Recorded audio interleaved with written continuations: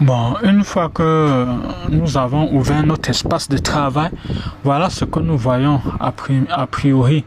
Nous avons ici la barre d'outils, nous avons là la barre des menus et nous avons naturellement notre document avec avec le titre que nous lui avons attribué. Nous avons ici latéralement les palettes qui vont nous permettre de définir les paramètres des outils que nous aurons sélectionnés.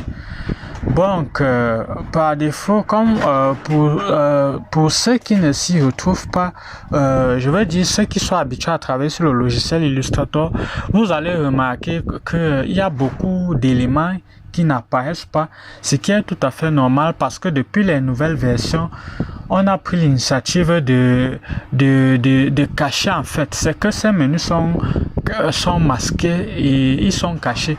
Pour les faire apparaître, nous pouvons venir soit par le menu fenêtre et en descendant juste en bas de ce menu, on a les différentes options que nous pouvons faire apparaître. Soit nous pouvons cliquer sur contour pour que la palette en fait contour apparaisse ici.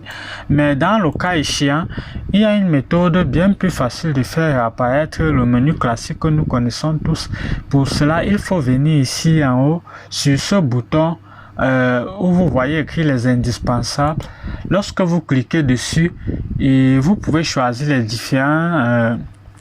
les différentes configurations par défaut qui ont été conçues et intégrées au logiciel.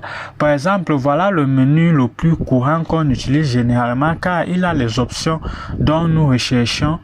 En cliquant sur les indispensables classiques, comme vous pouvez vous en rendre compte, on va retrouver sans aucun doute le menu auquel on est habitué. Pour ceux qui travaillent, qui sont habitués à travailler dans les anciennes versions, eh bien vous pouvez ainsi venir retrouver vos menus et vos outils habituels sans avoir besoin d'aller les réafficher en passant par le menu fenêtre et en cliquant à chaque fois. Bon, une fois qu'on a notre menu, comme vous pouvez vous en rendre compte, là nous avons ici les différents types de couleurs que nous pouvons choisir pour attribuer aux objets que nous allons créer et nous pouvons les donner des contours. Et nous avons bien sûr le menu fichier qui nous permet de créer de nouveaux documents, enregistrer, importer et exporter. Nous avons le menu édition. Ce menu édition nous permet d'effectuer certaines opérations, copier, coller et consorts, mais nous allons en parler un peu plus tard. Et nous avons la possibilité de venir via ce menu paramétrer notre logiciel pour pouvoir lui donner des configurations un peu avancées. Par exemple, en venant dans le menu préférences générales, et cela ouvre une fenêtre comme vous pouvez vous en rendre compte.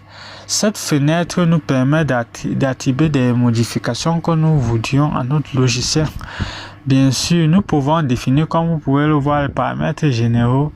Il y a l'incrément clavier, il y a inclinaison des axes et consorts, mais pour le moment, c'est pas très nécessaire. Nous allons laisser les paramètres tels qu'elles sont. Nous avons plusieurs menus. Nous avons le menu test. Il nous permet de définir en quelque sorte les corps des lignes, des interlignes, des approches et consorts. Bon, ça, nous allons voir ça un peu plus tard. Nous avons d'autres menus comme les repères et grilles. Nous pouvons venir ici changer la couleur des repères, mais mettre la couleur que nous voudrions. Par exemple, nous pouvons mettre du rouge et vous voyez clairement que les repères vont s'afficher maintenant en rouge. Une fois que nous allons les créer, nous avons les styles de traits. Nous pouvons définir les traits en pointillés ou alors les traits.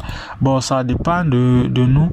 Nous avons les couleurs, la grille, la couleur avec laquelle les grilles vont s'afficher.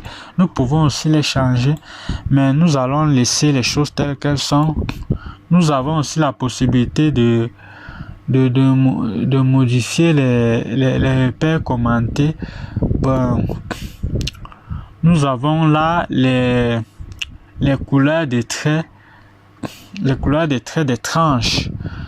Bon, là, nous avons beaucoup de paramètres que nous pouvons modifier.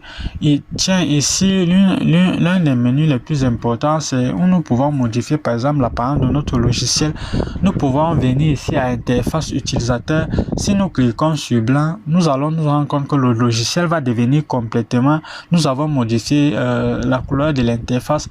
Bon, vous pouvez changer en fonction de votre confort, ou alors nous pouvons définir mode contraste élevé, comme vous pouvez vous en rendre compte. Et là, en cliquant ici, nous allons avoir une interface qui est tout à fait sombre, comme vous pouvez vous en rendre compte. Bon, je vais revenir à là où j'étais tout à l'heure parce que je le préfère comme ça. Là, nous pouvons venir ici performance. Bon, là, nous pouvons définir la performance du GPU, du zoom animé et consort en les décochant. Bon, cela pourrait impacter sur les performances. C'est mieux de laisser les choses telles qu'elles sont.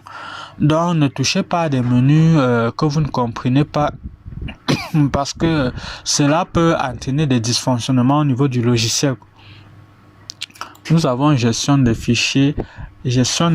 Bon, ici, enregistrer en arrière-plan, ça nous permet, si nous décochons par exemple enregistrer en arrière-plan, cela peut faire en sorte que pendant que nous sommes encore en train de travailler, que le logiciel plante, on n'arrive plus à retrouver on perd tout le travail que nous étions en train d'effectuer, parce que le logiciel, depuis les versions assez récentes, il y a des programmes qui ont été intégrés qui permettent de faire en sorte que le logiciel enregistre en temps et en heure les travaux que nous faisons, ce qui fait que quand nous avons un problème de coupure ou quelque chose qui vient faire cracher le logiciel, en le réouvrant, nous avons la possibilité de récupérer le boulot sur lequel nous étions en train de travailler et de ne pas perdre totalement nos efforts, quoi.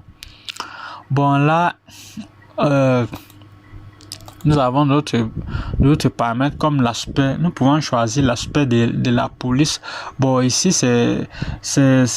nous pouvons choisir un peu plus contrasté ou alors un peu moins. Bon, ça dépend de vous. Mais une fois que vous avez défini les paramètres qui vous plaisent et que les choses vous conviennent, il vous suffit de cliquer sur le bouton OK pour que cela doit s'appliquer.